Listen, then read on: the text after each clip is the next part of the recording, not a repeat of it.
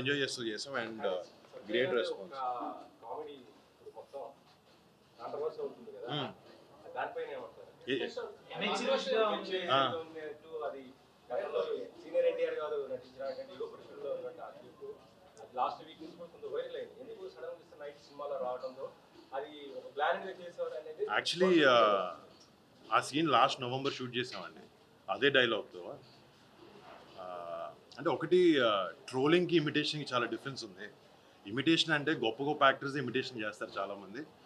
And like for example నేను చేసిన F3 సినిమాలో మనం చేసిన F3 సినిమాలో కళ్యాణ్ గారు వకీల్ సాబ్ని చేశాను. అండ్ ఇట్స్ వెరీ హెల్దీ స్పేస్లో చేసింది. ఇది ఏదో ఎవరినో తక్కువ చేయాలన్న ఉద్దేశం కాదు. అండ్ ఇన్ఫ్యాక్ట్ మా ప్రమోషన్ మెటీరియల్లో కూడా కృష్ణ గారిని చేసాం, చిరంజీవి గారిని చేసాము, అండ్ సినిమాలో కూడా చేసాం. వాళ్ళందరూ it's only in fun space అంతే తప్ప అదే ట్రోలింగ్ వేరే, ఇమిటేషన్ వేరే. ఇమిటేషన్ డెఫినెట్లీ అందరూ గ్రేట్ యాక్టర్స్ కాబట్టి ఇమిటేట్ చేస్తాం. అంటే గుడ్ స్పిరిట్లోనే చేసాం కాబట్టి యా. కాకపోతే ఏంటంటే టీడీపీ వాళ్ళు రెండు వర్గాలుగా సోషల్ మీడియాలో బాగా కామెంట్ చేసుకోవటము, ఇది వాంటెడ్ చేశారు సీనియర్ ఎన్టీఆర్ గారు అనేది ఇదైతే బాగా అయితే అవుతుంది. అవునే ఏం చేస్తాను అంటే కావాలని చేస్తే అలా తప్పుగా అనుకున్నాను పాప. అలా మాకు ఉద్దేశం అది లేదు. అండ్ మీకు ఇందాక చెప్పినట్టు అది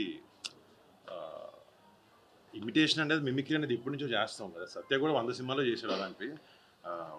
బట్ జనాలు థియేటర్లో ఎంజాయ్ చేస్తున్నారు. అండ్ మాకు ఫస్ట్ ఏం చెప్పాలంటే అసలు జీరో డిస్రెస్పెక్ట్ ఎవరి మీద, అది మాత్రం మా మైండ్ అసలు. సో యాక్చువల్గా ఆ డైలాగ్ ఏదైతే ఉందో అది ఫస్ట్లో అప్పుడు కూడా ట్రెండింగ్లో ఉన్నిందండి. సో అది ఆ ట్రెండింగ్లో ఉంది, వర్కౌట్ అవుతుందని అప్పుడు చేసాం. సడన్గా ఈ మధ్యలో అది ట్రెండింగ్ అవుతూ వచ్చింది. అండ్ ఎప్పుడైతే థియేటర్లో వచ్చిందో అది ఫుల్ జనాలు ఎంజాయ్ చేస్తున్నారు. సో దాంట్లో తప్పేం లేదండి. బేసిక్గా ఏదైతే దీంట్లో ఉందో అప్పుడు ట్రెండింగ్లో ఉందో అదే చేసాం అంతే తప్ప ఇంకెవరినో ఏదో అనాలి ఈ కైండ్ ఆఫ్ థింగ్, డిస్రెస్పెక్ట్ అలాంటిది ఏం లేదు. యా